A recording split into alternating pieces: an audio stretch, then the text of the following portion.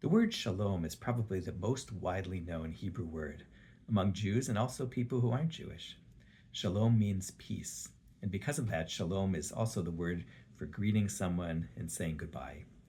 Shalom means not just peace, but well-being and wholeness. So when we see someone, we are expressing our hope that they are well and whole, and when we leave, we wish them a blessing of peace. Shalom is even part of the name of our holiest city, Yerushalayim, Jerusalem, the city of peace. Shalom is central to the Jewish view for humanity and for our holy land. And at the same time, Judaism is not pacifist. War is sometimes unavoidable and sometimes necessary. One question we can ask is how Judaism views that necessity. And one response is in the Midrash about the reunion between Yaakov and Esav.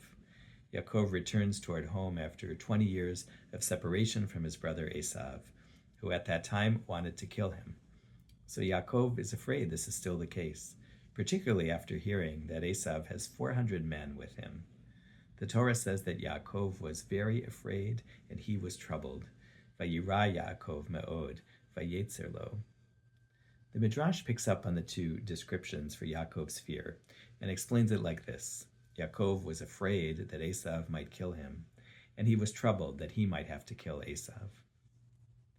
Between this verse and the brothers' actual reunion, there is the famous story of Yaakov wrestling at night with a being. This being is often called an angel, but in one midrash, the being is described as a representation of Esav and his might. In the course of the fight, Yaakov is given a new name, Yisrael, which has inside it the word sar, which means power or rule. And at the end of the fight, in the morning, Yaakov is limping.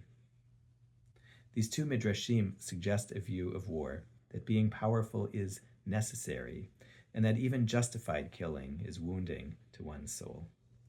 War can be necessary for survival, and survival is important not just in itself, but in order to continue the covenant the Jewish people are charged with following, and the good we are to bring into the world.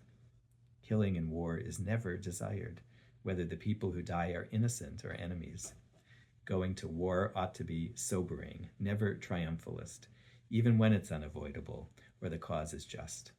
A people who fights will be defined by that fighting, as Yaakov was renamed Yisrael, and they will always have something to heal from, as Yaakov did.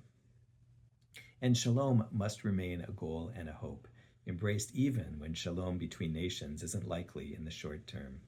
That is one of the reasons why the essential part of every Jewish service, the Amidah, concludes with prayers of shalom.